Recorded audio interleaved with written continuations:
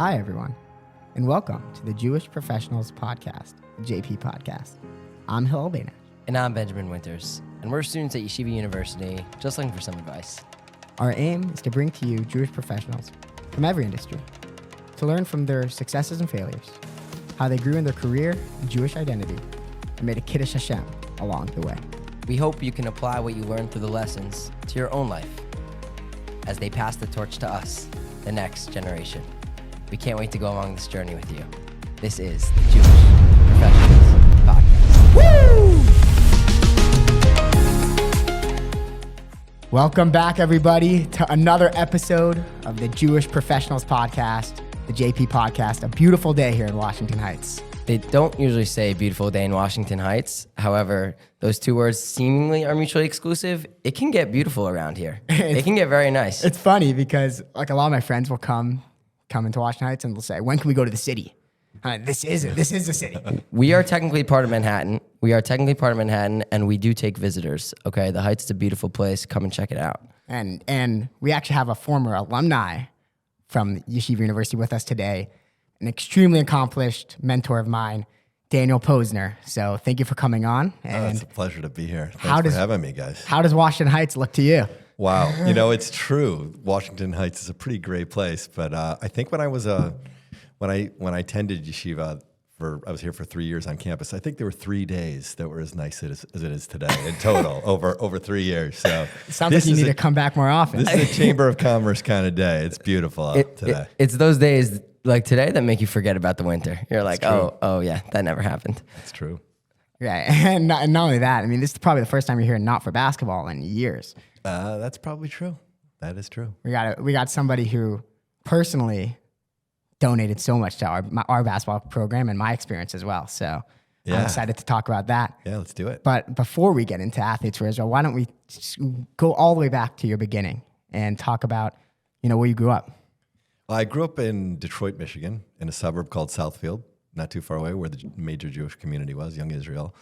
And for me, I was debating whether do I want to go to the University of Michigan or do I want to go to Yeshiva University? Mm-hmm. And I went to Israel for the year. I went to Shalavim, and after that year experience, I decided to choose YU over Michigan. But growing up, I was a huge sports fan. I loved all Detroit sports, the Detroit Tigers, the Lions, Pistons. I was back in the Pistons bad boy days. Right. I was back in the Steve Yzerman Red Wings days. Mm-hmm. The 1984 World Series was one of the highlights of my childhood, going with my father and all my brothers to the World Series game where we won it over the San Diego Padres. So I've always had a big passion for sports, and it's really brought my family together. And I came to Yeshiva University and pretty much never left.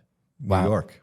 Wow. Well, speaking of Detroit, they have the Lions now. Lions are feeling, we're really, people say like, oh, you lost in the playoffs. We were banged up. We probably had 10 to 15 of our defensive starters that were out for the end of the season. But, even being in the conversation of being amongst the best teams of the NFC, for me, gives me a lot of pride and joy. So just happy to be part of that conversation. For so many years. It was my goodness. The Lions. It used to be we'd host the Thanksgiving Day game every year, and we would go every year.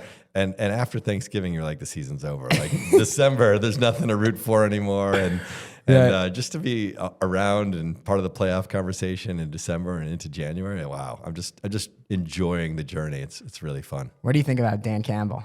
Oh, he's the best. He's when we get that knocked down, us Detroiters, we'll come back up and bite your kneecaps off. That's what we do. There we go. That's the quote. It's about grit. It's about perseverance. It's about really getting to the raw, hardy part of sports. He's awesome, and he's really transformed the culture of the Lions. I myself have to embody that because I'm unfortunately a Jets fan, and we are going through those. I feel your pain. We are going through those stages where even before Thanksgiving, the season's over. It usually ends around week 3, week 4 if we're lucky, but.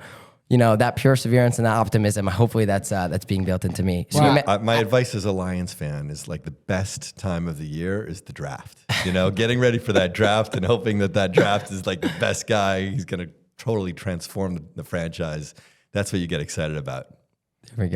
There we go. Can you take us back? So you went to Shalavim and you decided to go to Yeshiva University. Tell us a little bit about that experience at Yeshiva University, some of the classes you took, maybe professors you interacted with, and then how you sort of went on your career journey. Yeah, sure. As an out-of-towner, our both are. Yeah. Hill, you're an out of towner. Silver Spring, Maryland. Silver Spring, Maryland. As an out of towner, it's tough to be in YU. My grandparents were in Brooklyn, and I would take the subway like over an hour and a half to get there for Shabbos, and trying to get friends to invite you for Shabbos. It was always tough. But I spent a lot of time in the library, and I really felt at a young age like the only way to really have success, I was very driven, is to really do well at YU and like finish like top scores. And so I spent a lot of time in the fifth floor of the library just studying. I was pre-med and I was an economics major. Whoa. And from the time I was a really young kid, I wanted to go to medical school. And I remember coming home after my sophomore year here, telling my parents that I didn't want to go to medical school anymore because actually after my junior year, I'd taken biology, I took biochemistry, I took chemistry, I hadn't taken physics yet, I took calculus, and I told them I'd met with all these doctors and they all seemed miserable, and then I met with all these Wall Street people because I would spend all my time in Washington Heights just networking with people, meeting new people, and like looking up. There was no internet then.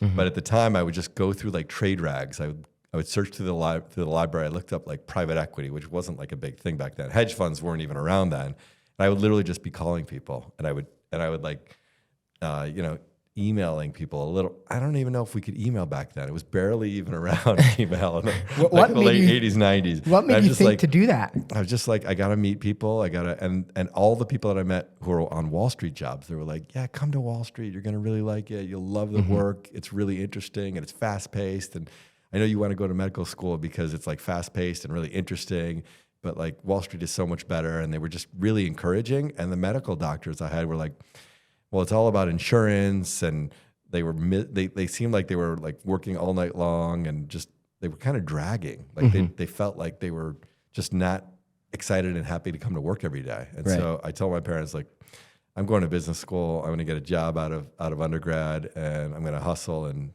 I'm going to try working on Wall Street. Where did that work ethic come from? Seems like everything you did, you just put your heart and soul into my it. dad was he owned small little drugstores in Detroit, Michigan. Maybe not so small. He owned a drugstore called Consumer Drug Center. He worked for these major big drug companies, the pharmacy companies. A lot of Jewish guys went in to become pharmacists because I guess you could be Orthodox, you could keep Shabbos, and he decided he wanted to be a pharmacist, and he worked for major drug companies across the United States. And he started in New York, and then he went to Cleveland, and then he heard there was he started working for a big company in Detroit, Michigan. And then he said he was traveling all around the country, and he said, you know what, I can do this myself better. And he found a drugstore that was going out of business called Cunningham's, a small little drugstore. And he bought his first drugstore, and he had 3 by the time he retired, and he would work every single day.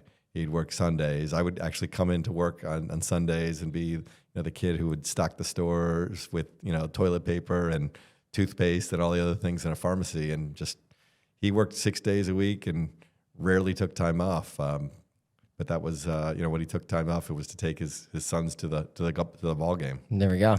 Yeah. How many siblings did you have? I have 2 older brothers. Yeah. Wow. Yeah. They were winning the ball games back then, or?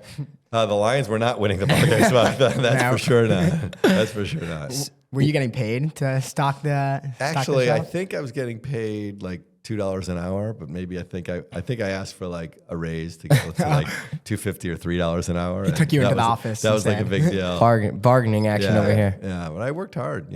Stocking boxes, that was tough. Right. That's just a good experience. Like just building reps and just over and over again doing things, even if it's not like the most interesting work, and something like building the habit almost. But it's also, one of the things that I learned was like, if you're really like, my dad was the owner of it. Like when you feel like a connection to it, it's not like just this like boring job. You're always like looking for the next thing you could do. Like, okay, Dad, I finished that. What can I do next? Right. Like, how can I help? Like I would go in certain areas in the stock room and I would say to my dad, look, this sink is like, there's ice in the bottom here. Like, what's the story here? And he'd be like, oh my goodness, I can't believe you found that. Like, you feel like a real connection to it, as opposed to just like being a consumer or being like a regular worker. Like you feel connected to it, and that really gave me resolve and perseverance to like, hey, I want to make sure that this store can be really successful and help my family. That's really cool. That's interesting. And so when you're in YU and you're in the library, you said, most of your time. Were your friends also working that hard?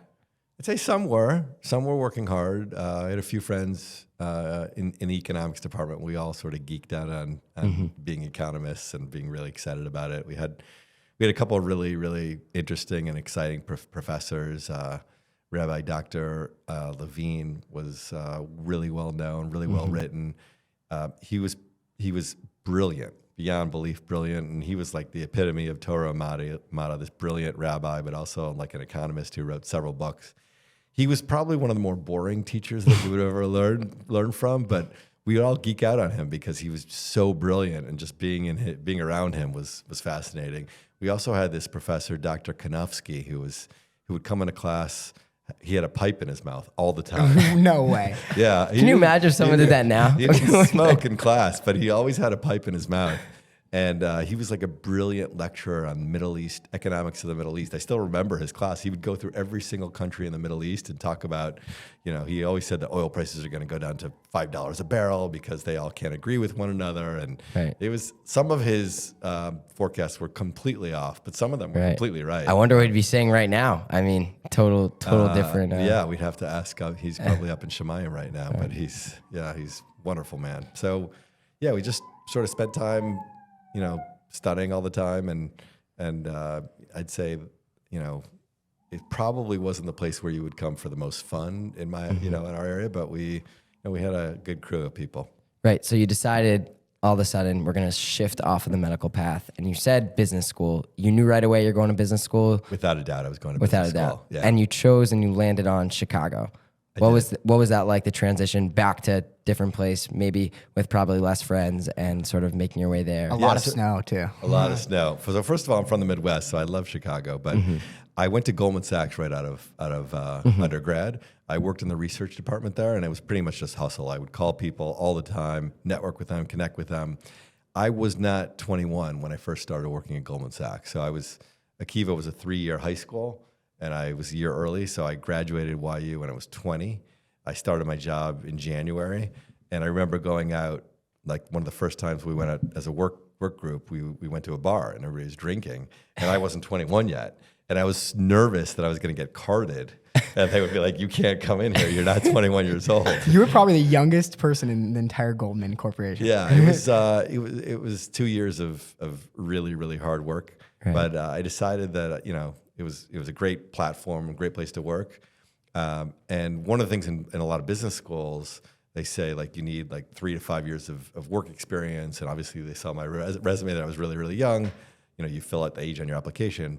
And University of Chicago said, like, we want to take you right away. And I got deferred Wharton to enter the following year. And I said, I don't want to spend another year like working 120-hour weeks at Goldman.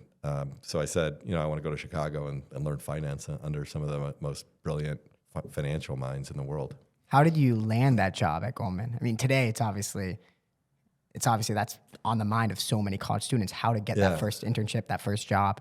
Well, I was top of my class in the economics department, so I had some really cool awards on my resume, and I networked as much as possible. And, I like the first thing on your resume is your GPA. So that said, okay, they said, this is a smart guy, so we want to see if we can work with this guy.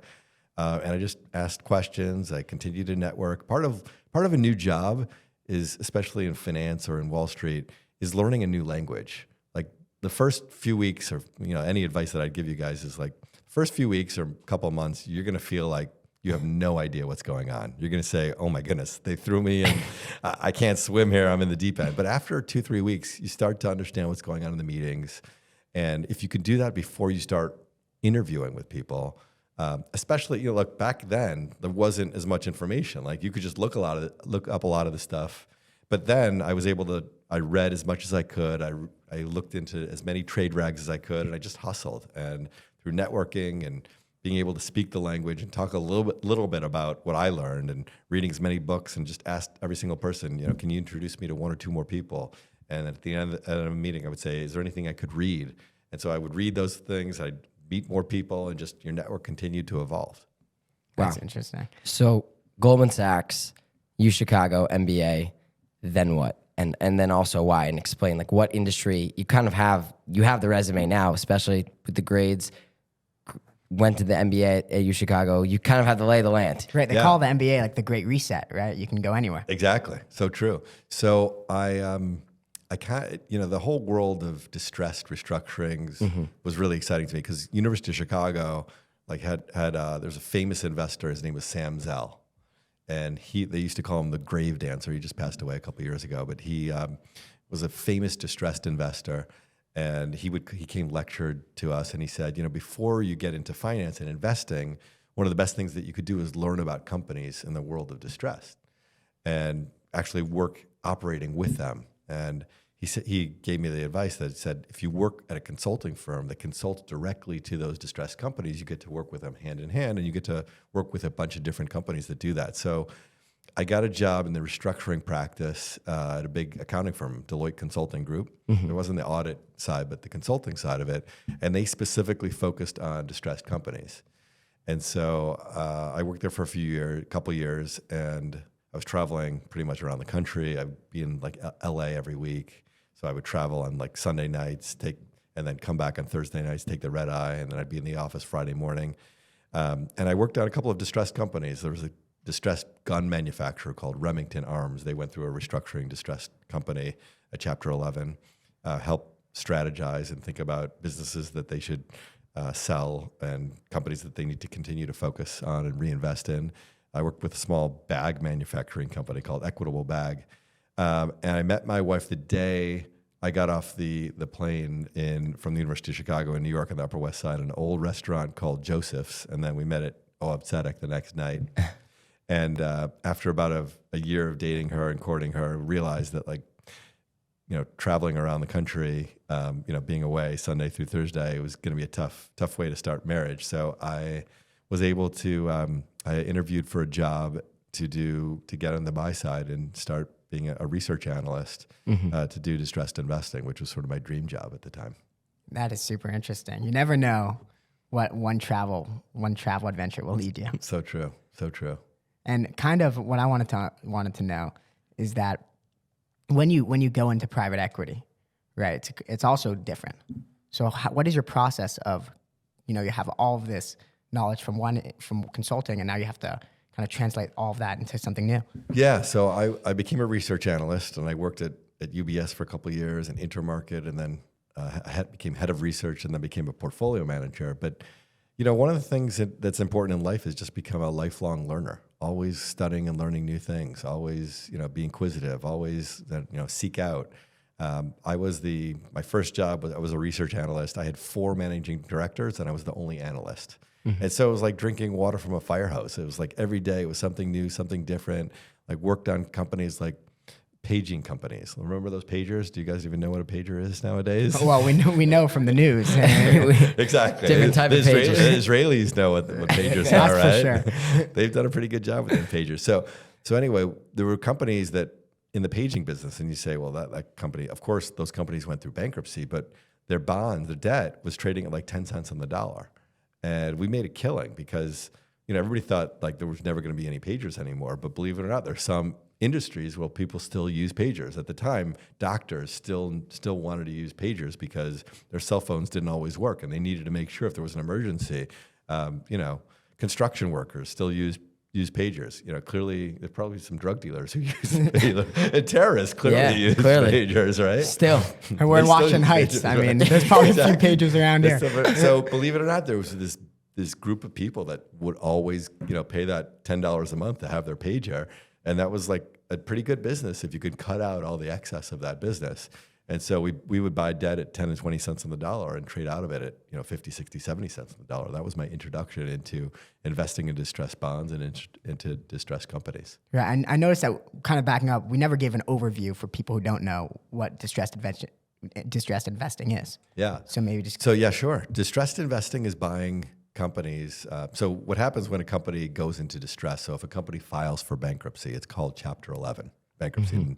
And nobody knows, why is it called Chapter 11? Well, there's actually a book called, which is a legal document that was developed and devised by lawyers and by judges, which is the Bankruptcy Handbook.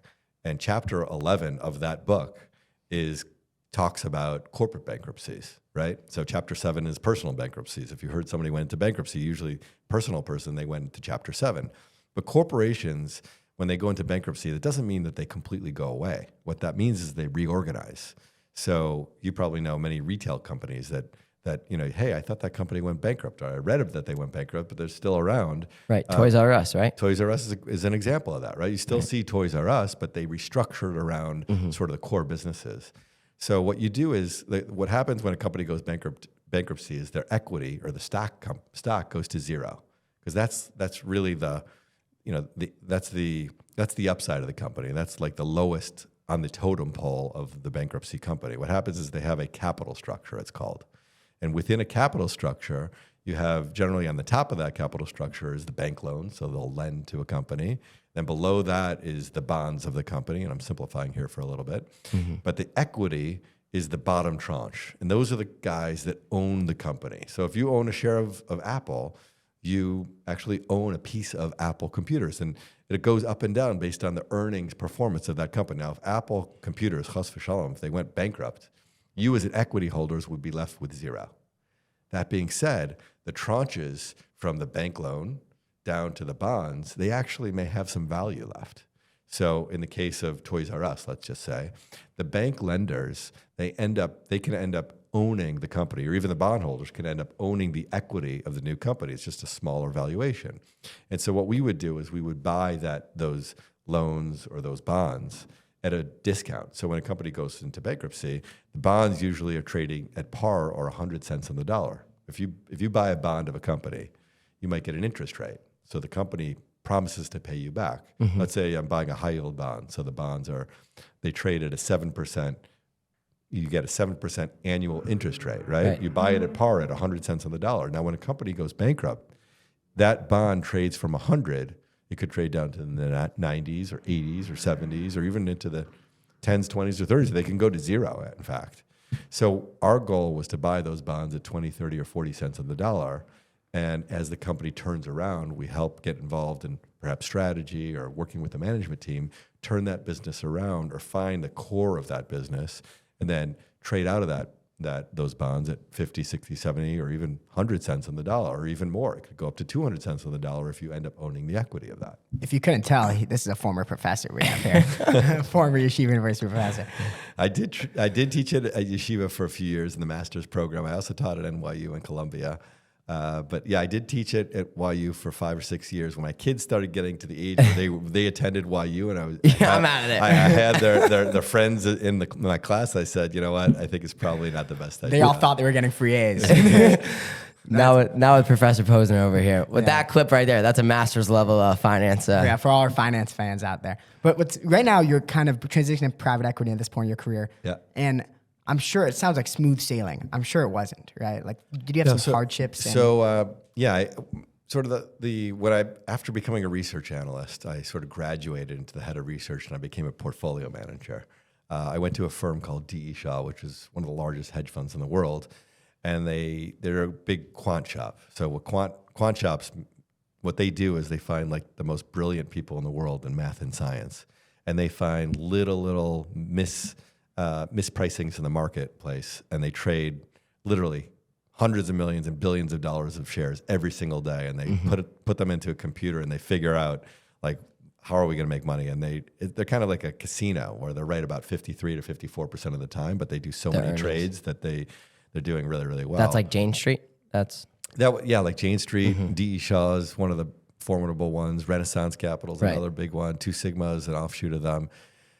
So that was really so when I met with them, they're all just mad scientists. Like they all got like the classic Scotch tape on the glasses. They laugh funny. And these are the guys who were like the biggest nerds in school. It was literally when I went to interview, I was like, this is Revenge of the Nerds. Like did you feel out of place? Or completely out of place. They like literally had no idea about it. And they came to me and they said, look, there's got to be these mispricings in the whole world of bankruptcies and restructurings and investing in distressed debt. And we typically hire out of like Harvard and Yale and some of the most brilliant scientists in the world, but we don't have any expertise in this world. And do you think you could help run this business? And so I said, they really had nothing. And at the time, they were like $2 billion of capital under management, which at the time was pretty big.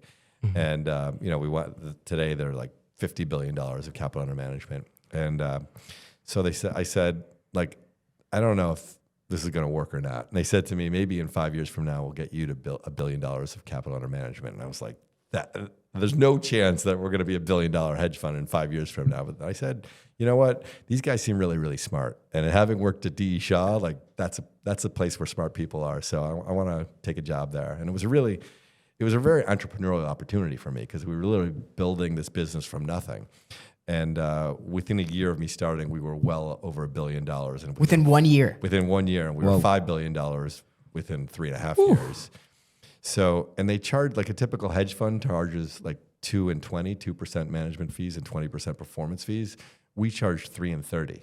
And I remember at the time when I joined them, it was they were 2.5 and 25. And I said, any investor is willing to pay 2.5 and 25. It's like, that place is pretty amazing. And they increased the fees because their returns were so strong. Right. So anyway, when I became a portfolio manager there, the first year you asked me about like some trials and tribulations.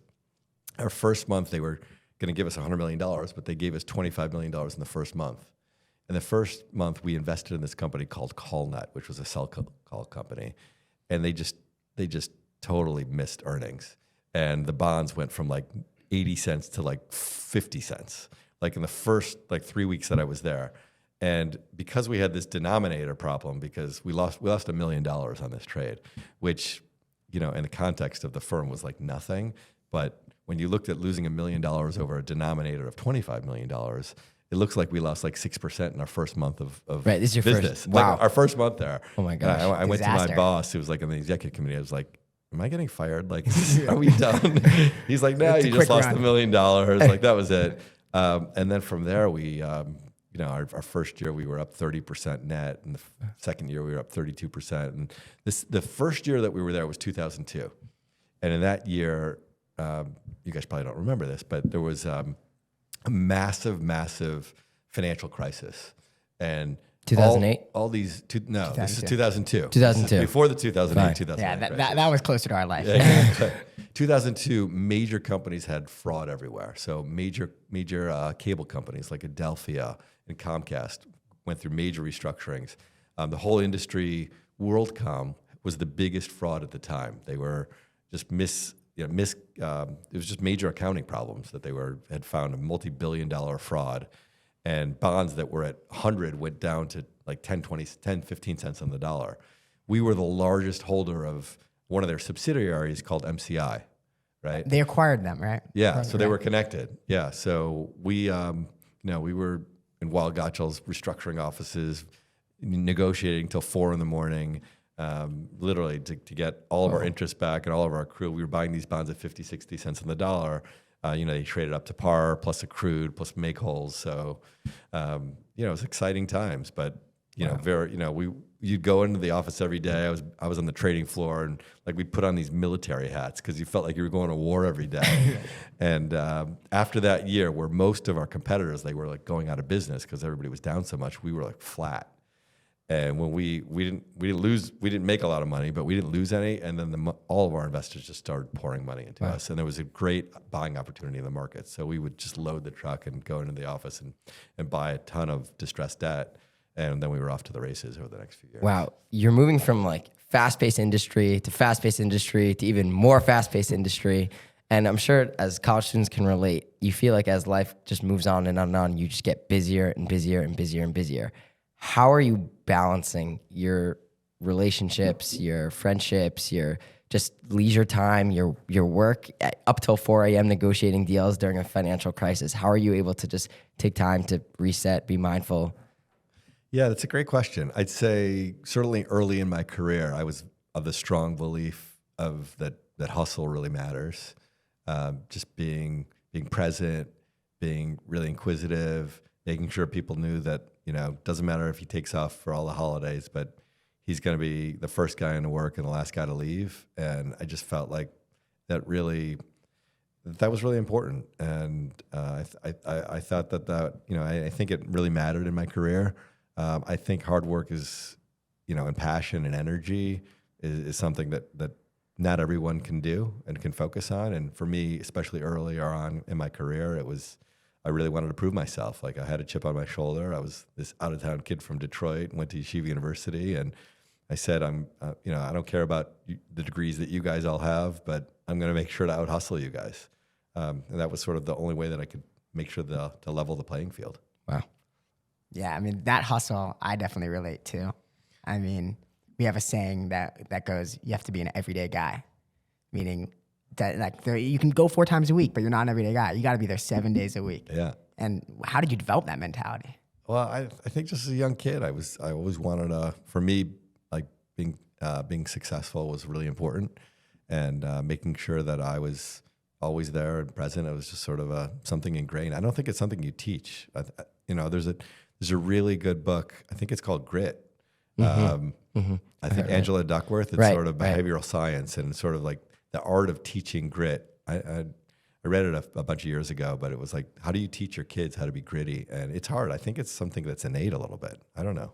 Wow. What do you think about grit? Is your whole family gritty and hardworking? You're a pretty gritty guy. You're a pretty gritty guy. You're pretty hardworking. Gritty and bitty. He's gritty and bitty. Yeah, you got to have the combination. Yeah. No, that's interesting. I definitely think sports plays a big role. Yeah. I think because just knowing that you see the direct fruits of your labor in sports. Right. Like, you practice that move and you're able to do it in a game. Right. That's definitely, I think, the basis. But also just consistency. If you want to make it to the top, like even whatever league you're at, whatever level you're playing at, you're gonna have to outwork your competition, and that just takes a level of motivation and constant day in day out work, which is right. Yeah, we always have this conversation internally with my family.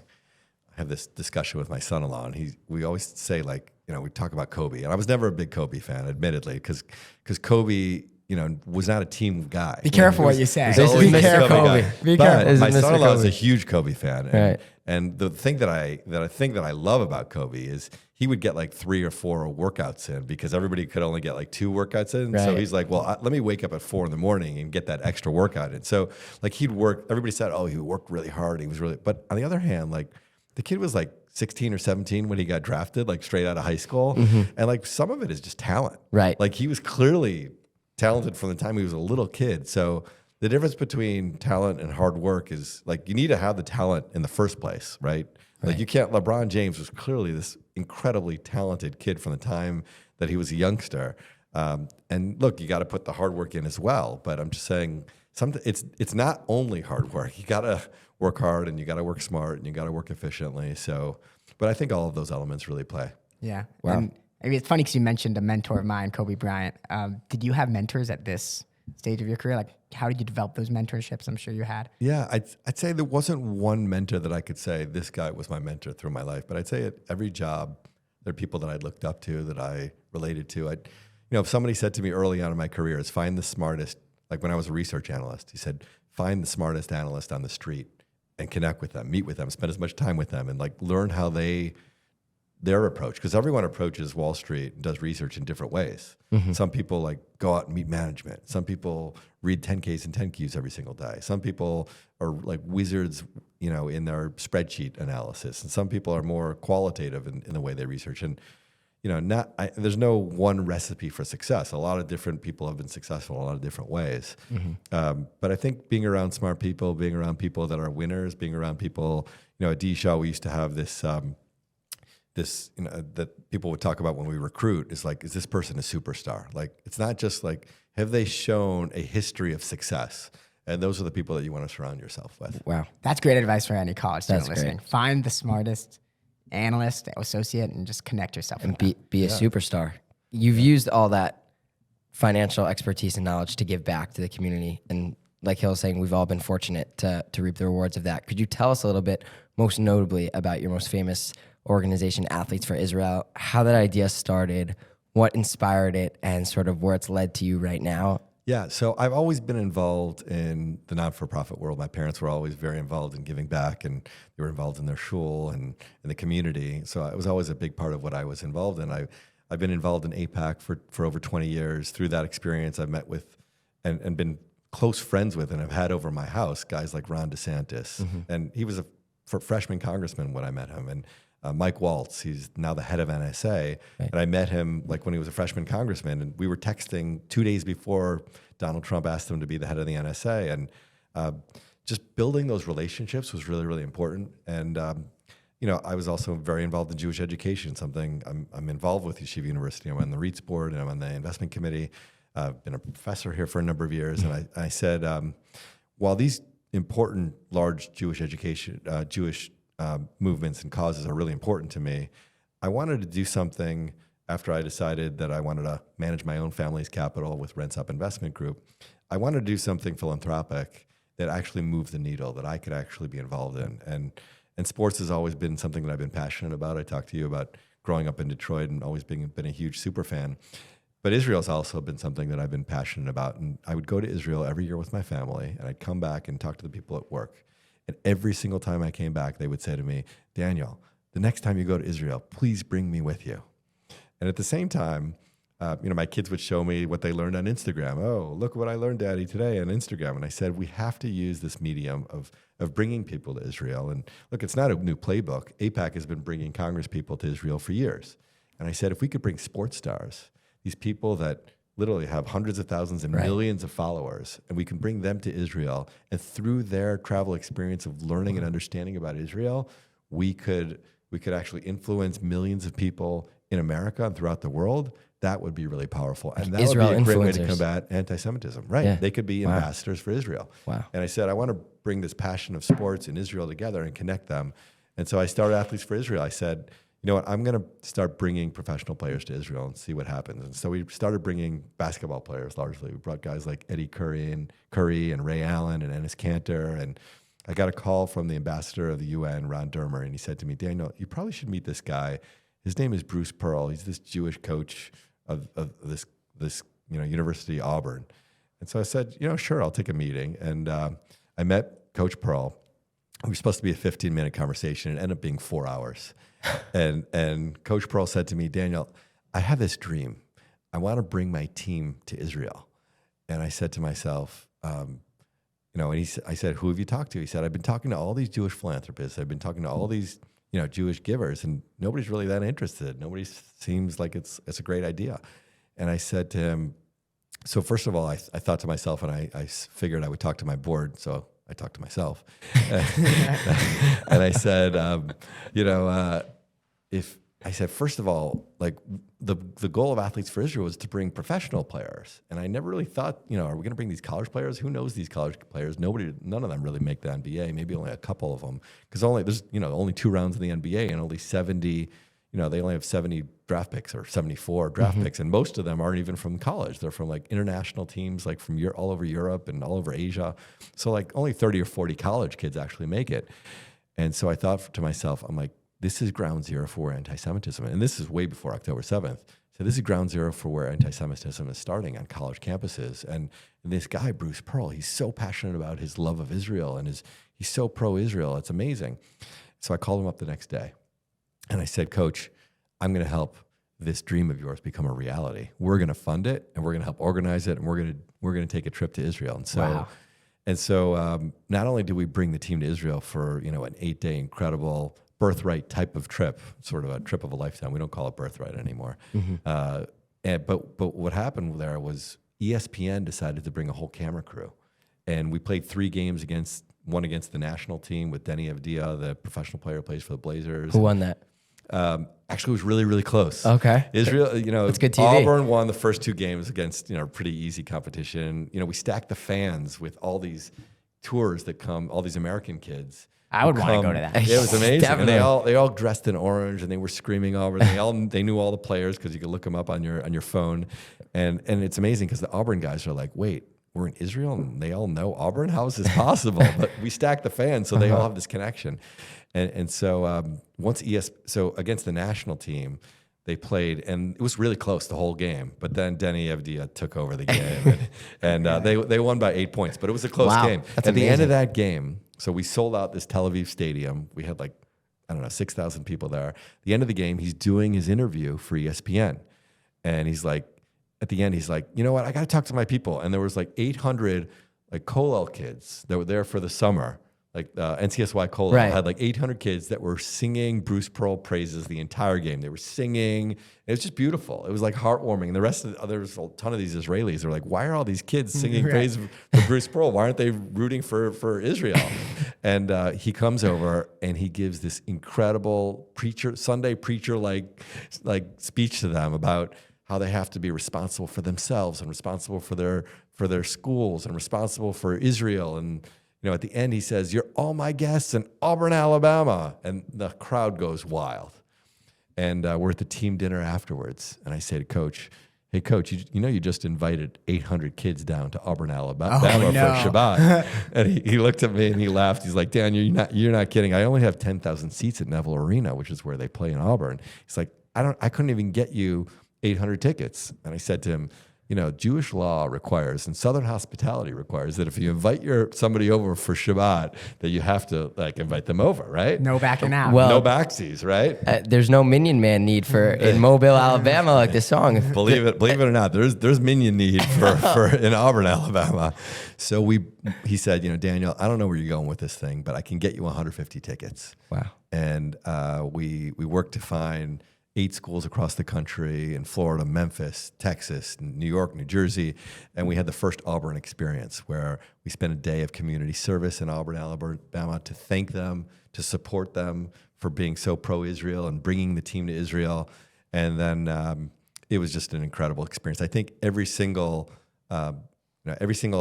we heard that from all the valedictorian speeches of that year, every single one quoted Bruce Pearl from that weekend. It was like a highlight of everyone's high school experience. We had our second Auburn experience just a few weeks ago. We hit, we have a student in Yeshiva University. His name is Josh Asaraf. Do you know him? Oh my God. He's a great kid. The most impressive. He's probably super the most impressive. Yeshiva But he student. did all of the camera and video work for us and put out this that reached over 12 million people. 12 million people. Crazy. It's amazing. He does fantastic work. They don't do it no one does it like Josh. No one does it He like actually Josh. happens to be a great contributor to this podcast, so I'm happy we got to give him a shout out finally. Yeah. So anyway, our not only did we start this leadership experience, but that's one side of what we do, which is education for high school and college kids. But we also the biggest arm and what everybody knows us for is bringing professional players in college teams. So after Auburn, we brought 2 teams to Israel: Kansas State. Jerome Tang is the head coach, and Tommy Lloyd of the University of Arizona. They brought their entire basketball teams. Not only did we go to Israel for a week, but we also went to the UAE to support and celebrate the Abraham Accords, which was just amazing. It was the first ever chartered flight that went directly from Israel to the UAE carrying just an NCAA team.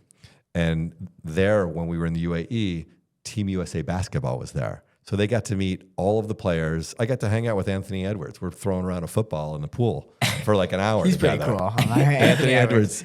I'll just tell you one quick Anthony Edwards please. story. So you know that game 500 where you throw the ball and you call it a number? And maybe that was Yeah. a Detroit game. You Yeah. call 100 and whoever gets the 500 it's first. like 500. Yeah, something like that. Yeah, you throw the football. I like that tune.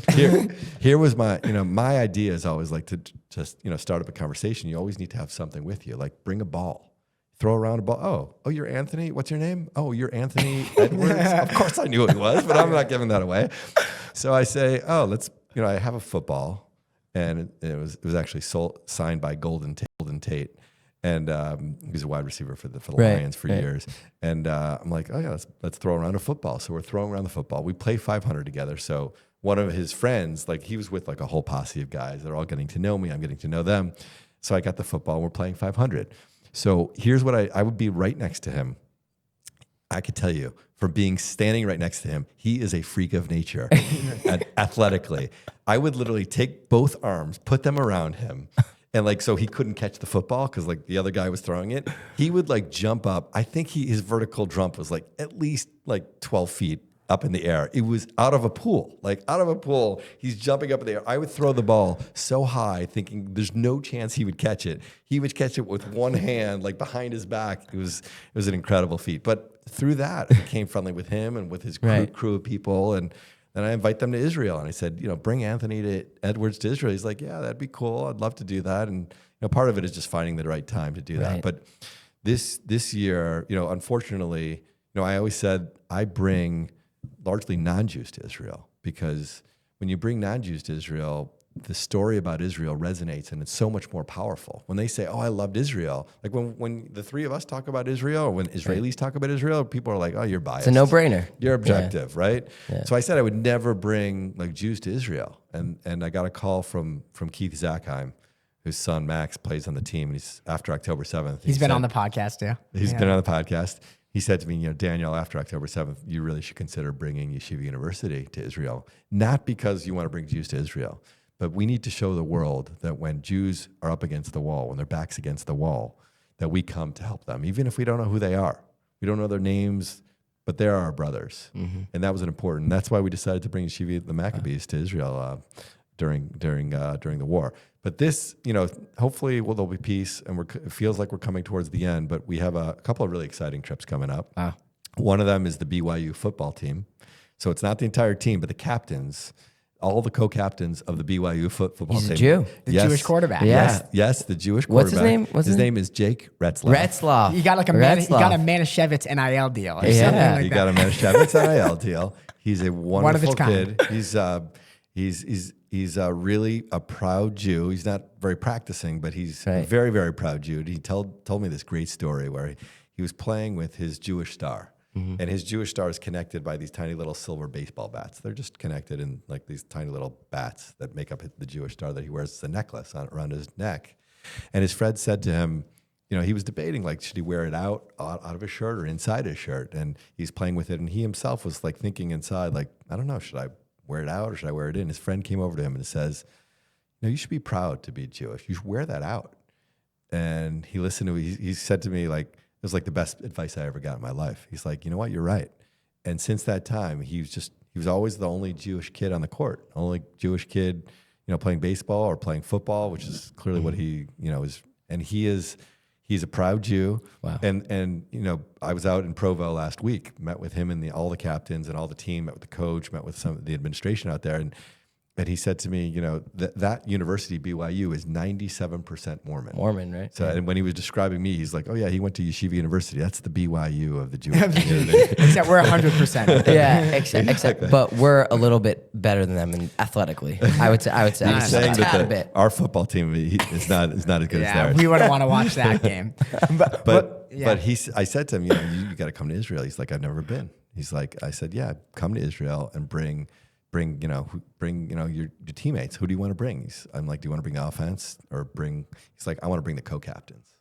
And so it's really, really interesting. That whole community is interesting. They have really embraced him, Jake, and he has embraced the university so much so that they nicknamed him and BY Jew. Yeah, that's good. And if you see, there's T-shirts everywhere, and he loves it. That's great branding. BY Jew, and everybody loves it. Everybody loves him, and people don't love him just because he's a great college quarterback. They love him for who he represents and how he's passionate about his religion, and he carries himself just with such incredible. He's a dynamic personality. He's very engaging. He's kind of like you, Hillel. He's a guy that everybody high likes, praise. right? High praise. Well, that's honestly very interesting. Talking about being proud to be a Jew, transitioning all the way back to business. Yeah. How were you able to maintain and kind of make that Kiddush Hashem while in the workplace? Yeah, I think it's people see that you take off on Shabbat, you leave early in the winters.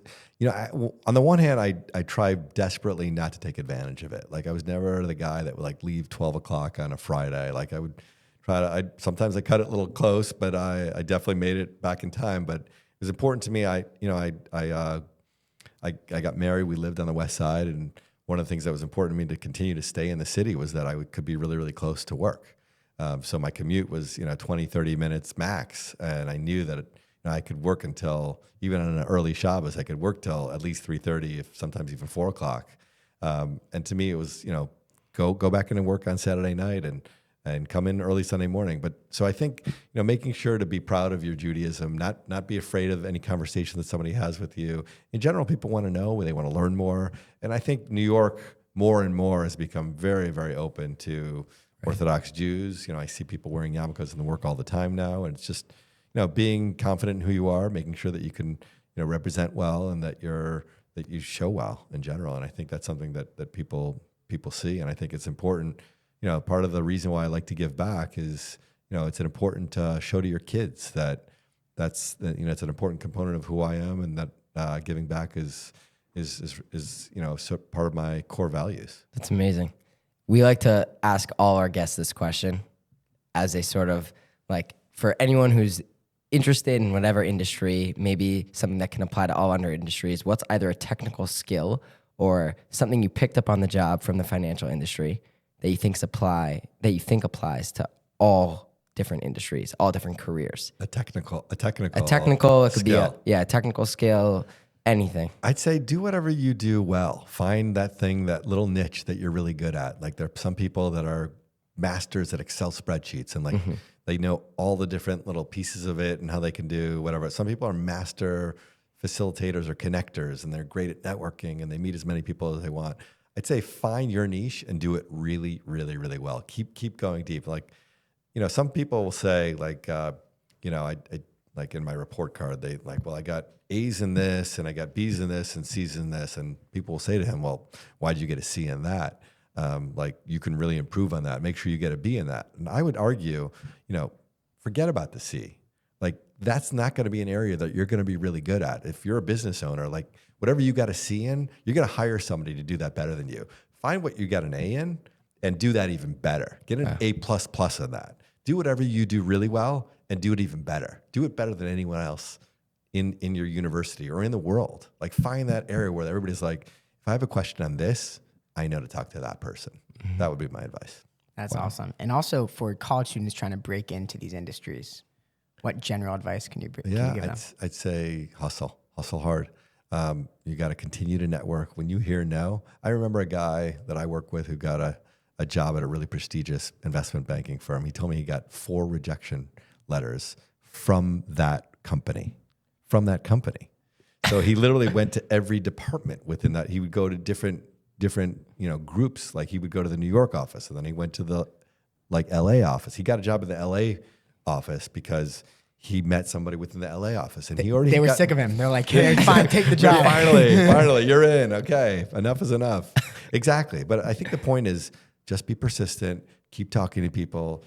I think when sometimes college kids come to me and they say, I don't know what I want to do. Just give me some direction. And it's really hard to give guidance to somebody who has no idea. What you really need to do is say, I've done a lot of research across a lot of different things, and this is something that really appeals to me. And then I found the industry that I really, really like, and I think it's growing.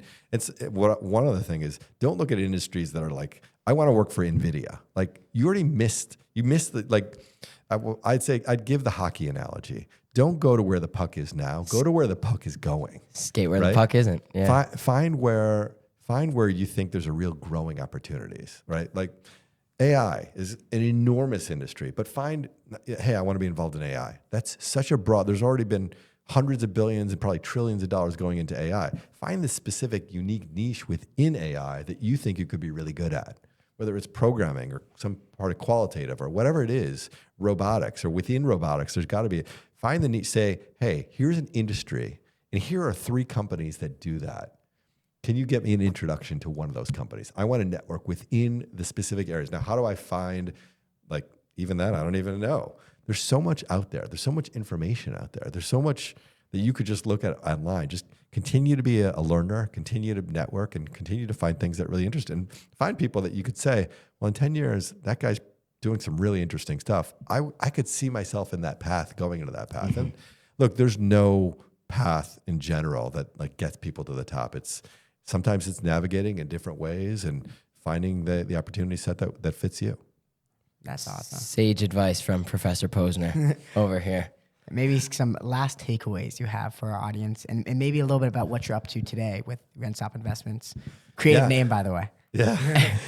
Yeah. It's when people can't figure it out, you look in the mirror and it's my last name backwards. So I'd say last words of advice is, just be a continuous learner. During COVID, I decided, I saw my kids all studying online. And I said, you know what, I want to learn something new because, I've always been interested in healthcare. I told you I was pre-med. Mm-hmm. And I said, you know what, I'm going to go become an EMT. And so, really? I saw, it used to be you have to go to like some community college or go on site for like 8 hours, 6 hours a night for like 3 nights a week for like a year or 6 months. And hey, hey, I could do it online now because I could do it with a professor. And so I did it online, became, a member of Hatzalah for a few years. So I'd say like finding different things that interest you and like just continuous, my father, who I told you was a drugstore, but then he became later in life, he took 2 different other careers on and then became an author. And so like finding different things that interest you and like just continue to pursue those. So that's, I'd say could be continuous learner. That would be my last piece of takeaway. In terms of what we're doing in Rensop Investment Group, I'd say we didn't talk about that a ton, but a third of what we do is real estate, a third of what we do is private equity investing, and a third of what we do is just opportunistic investing and everything from distressed. Some of the opportunistic stuff we do is late stage tech, so pre-IPO companies. One of the interesting companies we invested in, we were an early investor in Rivian. Fortunately, we traded out before the IPO. Right. That did, we did really, really well in that. We invested in this company called Discord. Are you familiar with Discord? Course. Heard of it once or twice. If you're a gamer, you know Discord. With these headphones, I feel like I belong on Exactly. there. We're a Discord guys. So I'd say really understand your industries. Find again, where's the puck going to, as opposed to we saw pretty early on that gaming was going to be a blowout area. We wanted to find some of the infrastructure into that where we could invest in it early. And so that was one of the things that we invested in. They've been rumored to do an IPO for the last couple of years. It's sort of a strange CEO. They had a $15 billion offer from Microsoft, which they decided not to take. Sort of unfortunate for us, but the company's doing really, really well. And so if you can find companies with great underlying fundamentals, everything else will take care of it. Amazing. Well, something I wanted to say also is that it's interesting that distressed investing, it's like picking companies off the canvas. And now kind of going into the future with what you're trying to do, invest in growing companies. It's kind of also relates to the story of the Jewish people, getting up off the canvas, no matter where you are, who's let you down, and then pushing forward.